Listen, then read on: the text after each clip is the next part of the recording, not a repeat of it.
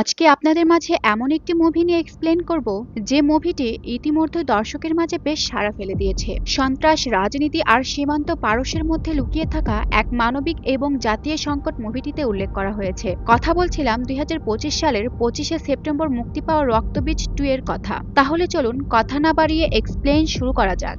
মুভির প্রথমেই দেখানো হয় কিছু স্পেশাল টাস্ক ফোর্সদের। ইনি হলেন পঙ্কজ সিনহা, এসটিএফ এর প্রধান অর্থাৎ আইজি অফিসার। 2008 সালে 29শে নভেম্বর মুম্বাই টেররিস্ট অ্যাটাকে শয়ে শয়ে মানুষ মারা গিয়েছিল, যার জন্য এসটিএফ টিম মক ট্রেনিং করছিল, যেটা তারা মাত্র 9.32 মিনিটে শেষ করতে পেরেছে। আইজি অফিসার জানায়, মক ট্রেনিং আমাদের জন্য অত্যন্ত গুরুত্বপূর্ণ। Victoria Memorial, stadium, school, college, হাসপাতাল সব জায়গায় আমাদের এই মক ট্রেনিং করতে হবে, যেন আর কোনোদিনও খয়রাগড় ব্লাস্ট কেসের মতো ঘটনা না ঘটে। আইজি বলে, ওই ঘটনার পর অনেকগুলো কনস্পিরেসি থিওরি এসে জমা হয়েছে। কে বা কারা প্রেসিডেন্টকে মারতে চেয়েছিল, নাকি তার সাথে অন্য কাউকেও। কিন্তু কে সে? মুভির সিন চলে যায় বাংলাদেশ প্রধানমন্ত্রীর কার্যালয়ে। এখানে দুই একজন গভর্নমেন্ট অফিসার মন্ত্রীকে জানায় কে বা কারা প্রধানমন্ত্রীকে নামানোর জন্য ষড়যন্ত্র করছে। এ সময় তাদের বিরোধী দলের নেত্রী মেহেরুন্নেসা ইন্ডিয়ার সফরে। নয়াদিল্লি রাষ্ট্রপতির ভ্রমণে মেহেরুন্নেসা ইন্ডিয়ার রাষ্ট্রপতির সাথে কথা বলছিল।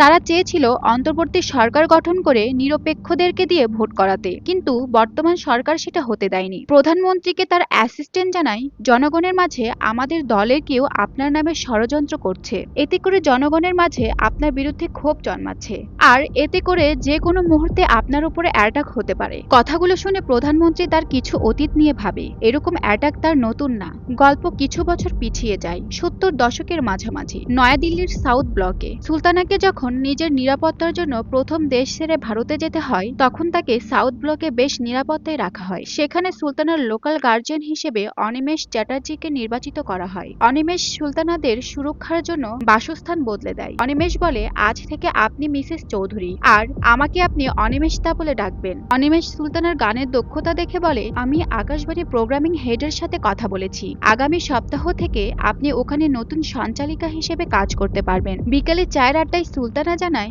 এত সুন্দর পরিবেশ, মানুষজন ছেড়ে এখন তার দেশে যাওয়ার পালা। ভাবি তাকে বলে যে দেশের জন্য তোমার পুরো পরিবার হারালে সে দেশে যেতে তোমার ভয় করে না? সুলতানা বলে, সে তো আমার নিজের দেশ, সেখানকার মানুষ তার নিজের মানুষ, ভালোবাসার টান কি কখনো ফেলা যায় ভাবি?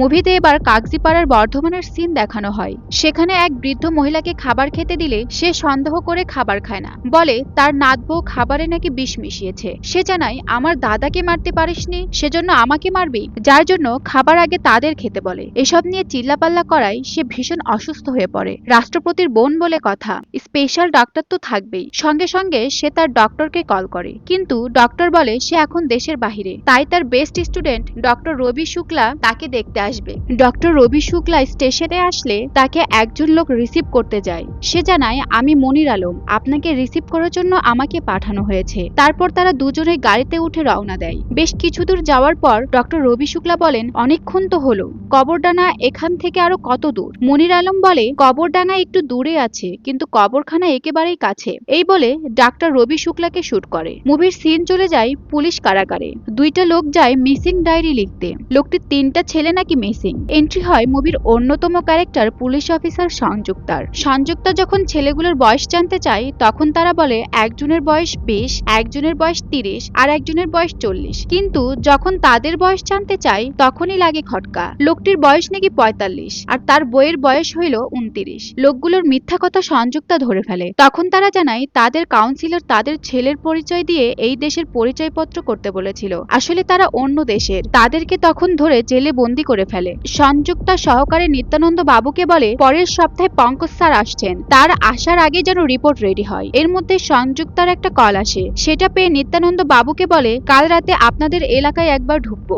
এদিকে মনির আলম ডাক্তার রবি শুক্লার পরিচয়ে রাষ্ট্রপতির দিদির চিকিৎসার জন্য যায়। চিকিৎসা করার পর ডাক্তার বলে, আজ থেকে আমি আপনার ছেলে, আর আপনি আমার মা। পরের দিন রাতে সংযুক্তা তার টিম নিয়ে একটি ক্লাবে যায়। খবর পায় সেখানে সন্ত্রাসীদের ডিলারের মিট আপ ছিল। সেখানে তারা সন্ত্রাসীদের আটক করতে চাইলে কে যেন সংযুক্তার আগে শুট করে ফেলে। কিন্তু কে ছিল সেই শুটার? অনেকক্ষণ খোঁজার পর সেখানে ডাক্তার রবির সাথে দেখা হয়। সংযুক্তা ডাক্তার রবির হাতে রিভলভার দেখার পরেও তাকে থ্যাঙ্কস জানিয়ে হাত মেলায়। কিন্তু কেন? সিনেমা 2 মাস পেছনে নিয়ে আসা হয়। সেখানে একটা রক্তদান কর্মসূচি চলছিল, সেটা দেখতে আসে সংযুক্তা। সেখানে ডাক্তার রবি ওরফে মনির আলমের সাথে সংযুক্তার দেখা হয়। সংযুক্তা তখন মনির আলমকে জিজ্ঞেস করে, এখানে আসার পর আপনার অনেক প্রশংসা শুনতে পেলাম, আপনি নাকি যাকেই চিকিৎসা করেন তাকেই ফ্যামিলি বানিয়ে ফেলেন। এরপর মনিরকে সাথে নিয়ে সংযুক্তা একটা ছবি তোলে। এবার মুভির সিন কিছুটা পেছনে নিয়ে যাওয়া হয় থাইল্যান্ডে। আমরা যাকে মনির আলম বা রবি শুক্লা বলে চিনতাম, সে আসলে সাহিল। ডাক্তারি রেজাল্ট দিলে সাহিল পাশ করে, সেই খবর দেওয়ার জন্য আয়শা আসে। এই আয়শা হচ্ছে সাহিলের গার্লফ্রেন্ড। দুজনেই ডাক্তারি পাশের আনন্দ উপভোগ করে। হঠাৎ তখন খবর আসে সাহিলের মা মারা গেছে। কোনো এক মন্ত্রণালয়ে ব্লাস্ট করায় সেখানে তার মা মারা যায়। সাহিল যখন তার মায়ের লাশের কাছে কাঁদতে থাকে, তখন একটা লোক তাকে বলে,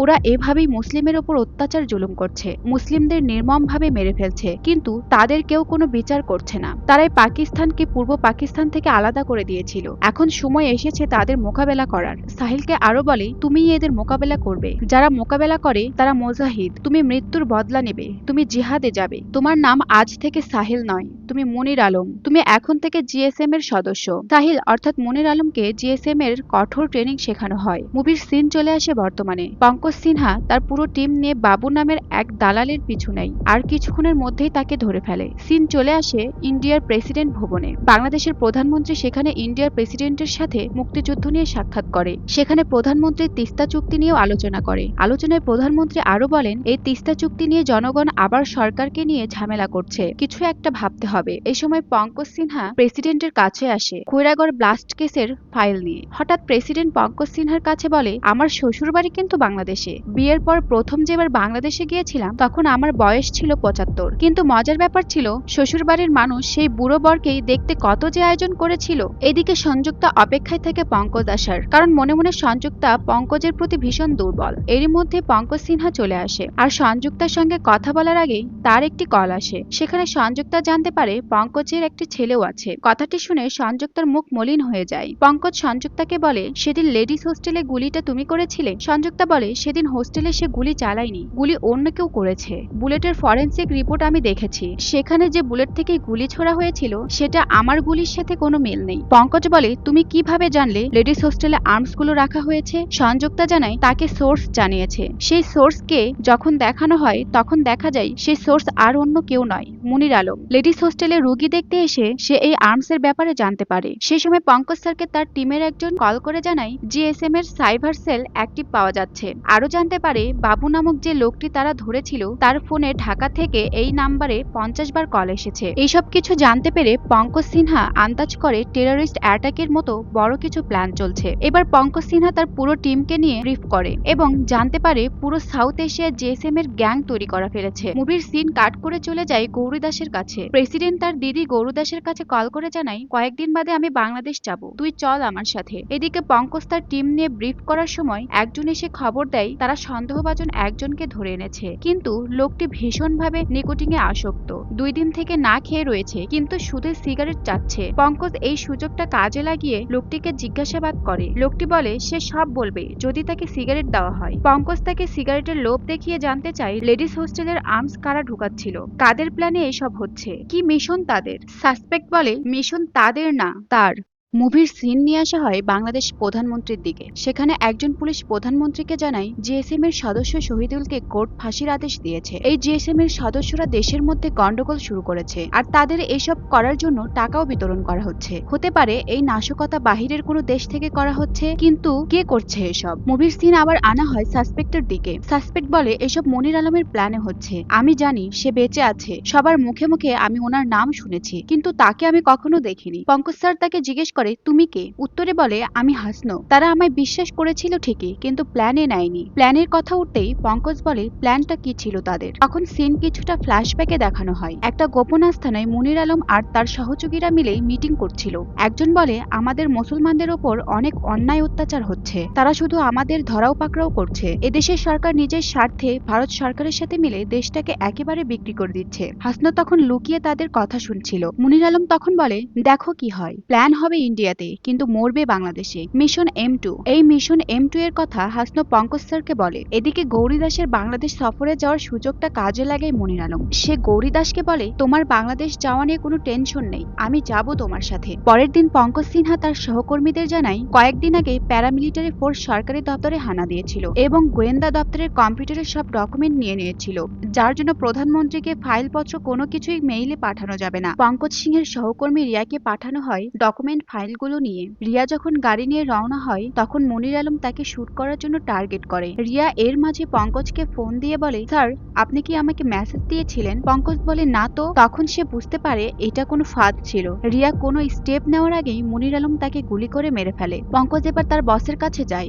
রিয়াকে যে বুলেট দিয়ে মারা হয়েছে তার একটা ডকুমেন্ট স্যারকে দেখিয়ে পঙ্কজ বলে, মনির আলম এখনো বেঁচে আছে আর সেই রিয়াকে মেরে ফেলেছে। পঙ্কজ বলে, মনির আলমের কর্মকাণ্ড মনে হচ্ছে সামনে বাংলাদেশে খুব বড় ধরনের অ্যাটাক করবে। তখন স্যার বলে, সেটা বাংলাদেশের অভ্যন্তরীণ ব্যাপার, আমাদের মাথা ঘামিয়ে লাভ নেই। পঙ্কজ জানায়, আমাদের প্রেসিডেন্ট বাংলাদেশ সফরে যাচ্ছেন, সমস্যা হবে আন্দাজ করছি। আপনি আমাকে বাংলাদেশ যাওয়ার অনুমতি দিন এবং আমার পুরো টিমকে বাংলাদেশ যাওয়ার ব্যবস্থা করে দিন। প্রেসিডেন্টের পরিবার সফরে যাচ্ছে বলে কথা, সঙ্গে তো ফোর্স থাকতেই হবে। তাই সংযুক্তা আর তার সহকর্মীকে গৌরী দাসের প্রোটেক্টর হিসেবে পাঠানো হয়। সঙ্গে থাকে ডাক্তার রবি শুক্লা ওরফে মনির আলম। এরপর সংযুক্তা সহকারীর কাছে একটি ফোন আসে। জানানো হয় গৌরী দাসের জন্য যে ডক্টর পাঠিয়েছিলেন তার পরিবার মিসিং ডায়েরি করেছে। সহকর্মী বলেন, কি সব আজে বাজে বকছেন, ডাক্তার তো আমাদের সাথেই আছে। হাফ ছেড়ে যেন বাঁচে ডক্টর রবি ওরফে মনির। সংযুক্তা ডক্টরকে জিজ্ঞেস করে, আপনি কি বিয়ে করেছেন? এরপর সিন দেখানো হয় ফ্ল্যাশব্যাক করে থাইল্যান্ডে। সেখানে ডাক্তারি পড়ার সময় সাহিল এবং আয়শার কিছু রোমান্টিক মুহূর্ত দেখানো হয়। এসব ভাবতে ভাবতে তারা গেস্ট হাউসে চলে আসে। সেখানে প্রেসিডেন্ট, প্রধানমন্ত্রী আর গৌরী দাসের মিটিং চলছিল। প্রেসিডেন্ট জানায়,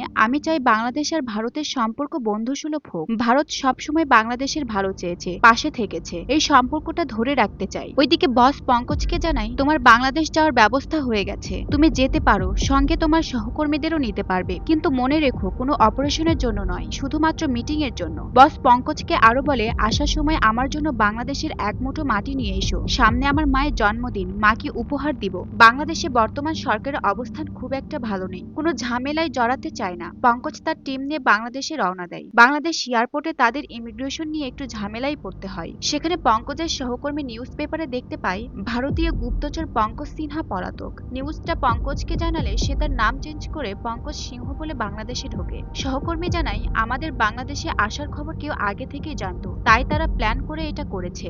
এদিকে পঙ্কজ সংযুক্তাকে ফোন করে। সংযুক্তার ফোন মাটিতে পড়ে যায়। মনির আলম তখন ফোন নিয়ে বাহিরে চলে আসে। পঙ্কজ ফোন দিতেই থাকে। একসময় দুজনে কাছাকাছি আসলে পঙ্কজ দেখতে পায় সংযুক্তার ফোন বাজছে। মনির তখন বলে, আসলে ফোনটা পড়েছিল আর আমি মালিককে খুঁজছিলাম। এটা বলে পঙ্কজের কাছে সংযুক্তার ফোনটা দিয়ে সে চলে যায়। এরপর সংযুক্তার সাথে পঙ্কজের দেখা হলে বলে, ফোন কই তোমার? সংযুক্তা দেখে তার কাছে ফোনটি নেই। পঙ্কজ সংযুক্তাকে ফোন দিয়ে বলে, একটা অপরিচিত লোক তোমার ফোন পেয়ে আমাকে দিয়েছে। এরপর পঙ্কজ আর তার সহকর্মীরা প্রেসিডেন্টের সাথে দেখা করতে চাইলে সিকিউরিটি তাদেরকে আটকে দেয়, বলে ইমিগ্রেশন ছাড়া ঢুকতে দেওয়া যাবে না। তারা পুলিশের লোক বললেও সিকিউরিটি তাদের ঢুকতে দেয় না। কোনো কাজ না হওয়ায় তারা বাংলাদেশ পুলিশের কাছে যায়। সেখানে তাদের পরিচয় দিলে বাংলাদেশ পুলিশ বলে, ও তাহলে তুমিই সে লোক, পঙ্কজ সিনহা, ভারতের গুপ্তচর, যে পুলিশ কাস্টাডি থেকে পালিয়েছে। পঙ্কজ বলল, না, আমি আইজি অফিসার পঙ্কজ সিং। কিন্তু পুলিশ কোনো মতেই তাদের কথা বিশ্বাস করলো না, উল্টে তাদের ফোন, ডকুমেন্ট সবকিছু জমা নিল।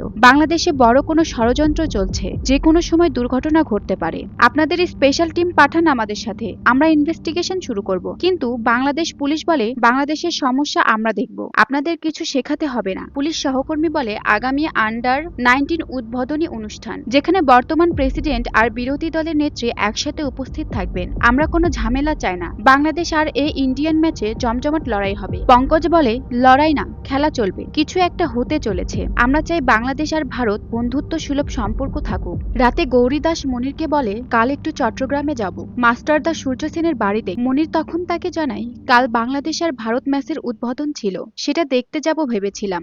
সকালবেলা যখন সংযুক্তা বাহিরের মুক্ত বাতাস উপভোগ করছিল তখন মনির ওরফে শুক্লা সেখানে যায় আর বলে, জিএসএম এর প্রধান শহীদুল ইসলামের ফাঁসির রায়ের মধ্যে প্রেসিডেন্টের বাংলাদেশ সফর, ব্যাপারটা একটু ঝুঁকি হয়ে গেল না? কথাটা শুনে সংযুক্তা অবাক হয়ে গেলে মনির কথাটা ঘুরিয়ে বলে, এই অচেনা শহরে ফোন ছাড়া চলতে সমস্যা হচ্ছে না? সংযুক্তা বলে, আপনিও তো ফোন ছাড়াই থাকেন। সংযুক্তা সেই স্থান পরিত্যাগ করার সময় তার সহকর্মী রবি শুক্লার মিসিং ডায়েরির কথা বলতে চাইলে সংযুক্তা তার কথা না শুনেই চলে যায়। এরপর পঙ্কজ সিং এবং তার সহকর্মীরা আবার পুলিশ হেডকোয়ার্টারে যায় এবং তাদের আবার বোঝানোর চেষ্টা করে যে সামনে বড় কিছু ষড়যন্ত্র হচ্ছে। তারা মিশন M2 এর কথা বলে। এসব শুনে বাংলাদেশ পুলিশ তাদের টেররিস্ট ভাবতে শুরু করে এবং বলে, বেশি বাড়াবাড়ি করবেন না, তাহলে একেবারে -2 করে দিব। এই -2 কথাটা পঙ্কজকে খুব ভাবায়। এরপর পুলিশ হেডকোয়ার্টার থেকে তারা যখন বের হয়, কতক্ষণ একটা লোক তাদের ফলো করে। পঙ্কজ সেটা বুঝতে পারলে তাকে ধরে ফেলে এবং জিজ্ঞেস করে, তুই কে?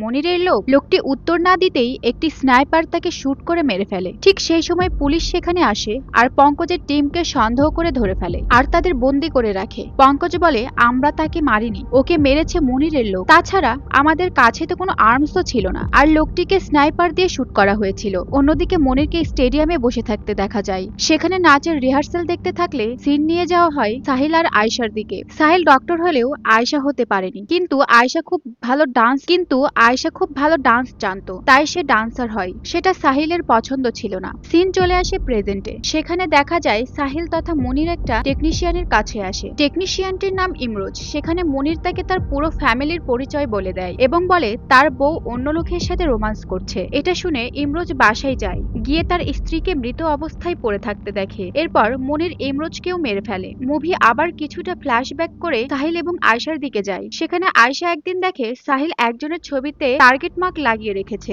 আরো বেশ কিছু প্রুফ দেখে আয়শা বুঝে যায় সাহিল জিএসএম এ ঢুকেছে এবং তাদের কথায় মানুষও মেরে ফেলছে। সাহিলের কাছে যখন আয়শা জানতে চাইলো, তখন সাহিল বলল, আমি কোনো ভুল করছি না, আমি জিহাদে আছি। আয়শা তাকে জানায়, তুমি কাউকে শুট করার আগে আমাকে মেরে ফেলো, নয়তো তুমি যখন কাউকে শুট করবে তখন মনে করবে তুমি আমার দিকে গুলি করছো। এই ফ্ল্যাশব্যাকের পর দেখা যায় মনির আলম ইমরোজ টেকনিশিয়ান হয়ে স্টেডিয়ামে ঢোকে। সেখানে গিয়ে সিসিটিভি ফুটেজ রুমে সিসিটিভির সমস্ত অ্যাক্সেস তার আইপ্যাডে সেট করে নেয়। এদিকে পুলিশ সহকারী মামুন সাহেবকে পঙ্কজ আবারও প্রধানমন্ত্রীর বিপদের কথা বলে। বারবার বলার জন্য মামুন সাহেব প্রধানমন্ত্রীকে জানান, আপনি স্টেডিয়ামে ম্যাচ উদ্বোধনে যাবেন না, বিপদ হতে পারে। কিন্তু প্রধানমন্ত্রী জানান, আমার দেশের মানুষ আমাকে মারবে না, আমি অবশ্যই বাংলাদেশ এবং ভারত ম্যাচ উদ্বোধনে যাব আর তাদের খেলা অনুভব করব।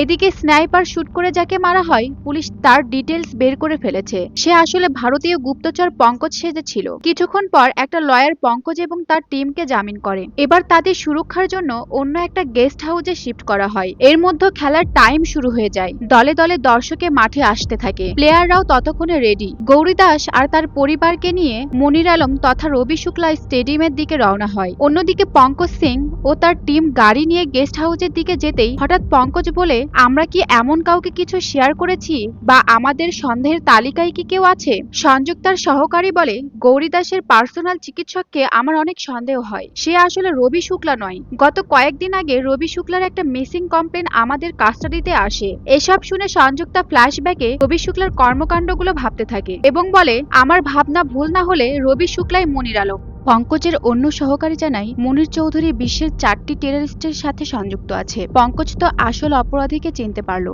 এবার সে মিশন M2 নিয়ে ভাবতে থাকে। M2 অর্থাৎ -2। পুলিশ সহকারী মামুন বলেছিল, ম্যাচ উদ্বোধনে দুই দলের নেত্রী প্রথমবারের মতো একসাথে মঞ্চে উঠবে। এসব ভেবে পঙ্কজ বুঝতে পারে মনিরের টার্গেট দুই দলের নেত্রী। পঙ্কজ সাথে সাথেই গাড়ি স্টেডিয়ামের দিকে ঘোরাতে বলে। এদিকে মঞ্চে সবাই উপস্থিত হয়। মনির তার আইপ্যাড নিয়ে সিসিটিভি ফুটেজ অ্যাক্সেস নিয়ে স্নাইপার পজিশন ঠিক করতে থাকে। তখন উপস্থাপিকা আজকের ম্যাচ উদ্বোধন শুরু করে দেয়। মঞ্চে ডাকে বিখ্যাত ডান্সার আয়শাকে। এই আয়শাই মনির তথা সোহেলের প্রেমিকা। আয়শাকে দেখে মনির আলম কিছুটা অবাক হয়ে যায়। তারপরও মনির স্নাইপার পজিশন ঠিক করে। হঠাৎ দরজায় কেউ নক করলে মনির সেই স্থান ত্যাগ করে ফ্লাইট লাইটে উঠে। এর মধ্যে পঙ্কজ তার টিম নিয়ে স্টেডিয়ামে চলে আসে। সেখানে গৌরী দাসকে জিজ্ঞেস করে, রবি শুক্লা কোথায়? গৌরী দাস রবিকে কোথাও দেখতে পায় না। পঙ্কজ তাকে জানায় রবি শুক্লাই আসল টেররিস্ট। গৌরী দাস বলে, সে যদি যদি সত্যিই অপরাধী হয় তাহলে তাকে উচিত শাস্তি দিও। পঙ্কজ জানতে চায় দুই দলের নেত্রী কখন মঞ্চে উঠবে তার ডিটেলস বের করতে, আর সবাইকে অ্যালার্ট থাকতে বলে। এর মধ্যে দুই নেত্রীকে মঞ্চে ডাকা হয় ট্রফি উদ্বোধনের জন্য, আর মনির আলম তাদেরকে টার্গেট করতে থাকে। পঙ্কজ সিং সকল বাধা পেরিয়ে মঞ্চের দিকে দৌড়াতে থাকে। দুই নেত্রী যখন ট্রফির কাছে চলে যায় তখন মনির আলম স্নাইপার শুট করে, কিন্তু পঙ্কজ তখন মঞ্চে ঝাঁপ মারলে গুলি গিয়ে পঙ্কজের হাতে লাগে এবং দ্বিতীয় গুলি ট্রফিতে লাগে। পঙ্কজ তখন পুলিশকে জানায় স্নাইপার দিয়ে শুট করা হচ্ছে, ফ্লাইট লাইট চেক করতে হবে। তৎক্ষণাৎ দুই নেত্রীকে সুরক্ষিত স্থানে নিয়ে যাওয়া হয়। পঙ্কজও তখন ফ্লাইট লাইটের দিকে ছুটতে থাকে এবং মামুনকে বলে, আমরা কোনো স্নাইপারিস্টের সাথে লড়ছি না, আমরা লড়ছি টেররিস্টের সাথে। সন্ত্রাসীরা কখনো কোনো দেশের না কোনো ধর্মের না, আজ দুই দেশ মিলে টেররিস্টের সাথে লড়বো। পঙ্কজ এর মধ্যেই মনিরকে দেখতে পায়। দুজনের মধ্যে লড়াই শুরু হয়। লড়াই করতে করতে মনির বলে, একজন অপরাধী খুনিকে কেন বাঁচালি তুই? পঙ্কজ জানায়, উনি খুনি নয়, উনি দেশের নেত্রী, দেশকে উনি ভালোবাসেন। মনির বলে, উনি দেশকে ভালোবাসেন না, নিজের স্বার্থে দুই দেশের সাথে হাত মিলিয়ে খুন করছে, অন্যায় করছে। পঙ্কজ তাকে বারবার বোঝালেও সে বুঝতে চায় না। একসময় ফ্লাইট লাইট থেকে পড়ে যেতে নাই, কোনো রকম এক হাতে ঝুলতে থাকে। পঙ্কজ তখন বলে, এখনো সময় আছে, আমাদের দলে চলে আয়। কিন্তু মনির বলে, আমি মরবো না তো মারবো, এই মনিরের রক্ত থেকে হাজারো মনির তৈরি হবে। এটা বলে হাত ছেড়ে দিয়ে সুসাইড করে মনির। ওদিকে আয়শা নিউজে দেখতে পায় টেররিস্ট হচ্ছে সাহিল। তখন সে গাড়ি ঘুরিয়ে স্টেডিয়ামের দিকে আসে। মনিরের লাশের কাছে যেতে চাইলে পুলিশ তাকে বাধা দেয়। তখন আয়শা বলে, হি ইজ মাই হাজবেন্ড। এরপর পুলিশ আয়শাকে মনিরের লাশের কাছে যেতে দেয়। এই ঘটনার পর পঙ্কজ এবং সংযুক্তা একসাথে রাতে হাঁটতে বের হলে সংযুক্তা বলে, ডক্টর সাহিল কিন্তু একজন ভালো ডাক্তার ছিলেন। পঙ্কজ জানায়, জিএসএম এরকম মেধাবী শিক্ষার্থীদের টার্গেট করেই ব্রেন ওয়াশ করে। পঙ্কজ বলে, আচ্ছা মঞ্চে একসাথে দুটো গুলি কে করেছিল? কিন্তু একজন মানুষ দুটো গুলি একসাথে কিভাবে করতে পারে? লেডিস হোস্টেলেও সেদিন গুলি অন্য কেউ করেছিল, তাই মনে হচ্ছে সাহিল একা ছিল না, অন্য কেউ সাথে ছিল। তাই খয়রাগড়ের ব্লাস্ট কেসের চার্জশিট দ্রুত জমা দিও। আর হ্যাঁ, মন চাইলে দিল্লিতে চলে এসো। এটা শুনে সংযুক্তা বলে, কেন, আপনার ছেলের সঙ্গে দেখা করাবেন? পঙ্কজ তখন ফোনে একটা পোষা কুকুরের ছবি দেখিয়ে বলে, এই আমার ছেলে। সংযুক্তা তখন কিছুটা লজ্জা পেয়ে যায়। দুজনেই হাঁটতে হাঁটতে রাস্তায় পড়ে থাকা একটি ড্রিঙ্কিং ক্যানের বোতলে সংযুক্তা শট দিতেই সেটি ব্লাস্ট হয়ে যায়, আর সেই ব্লাস্টেই সেখানে তারা দুজনেই মারা যায়। তখন সেখানে গাড়ি নিয়ে একজন আসে আর মনির আলম নামে নিজের পরিচয় দেয়। এই মনির আলমই সবাইকে মেরেছে। তাকে দেখানোর মধ্যে দিয়েই মুভিটি শেষ হয়ে যায়। আজকের গল্পটি এ পর্যন্তই। যদি ভিডিওটি ভালো লেগে থাকে চ্যানেলটিকে সাবস্ক্রাইব করে দিয়ে আমাদের পাশেই থাকবেন। এতক্ষণ সাথে থাকার জন্য ধন্যবাদ।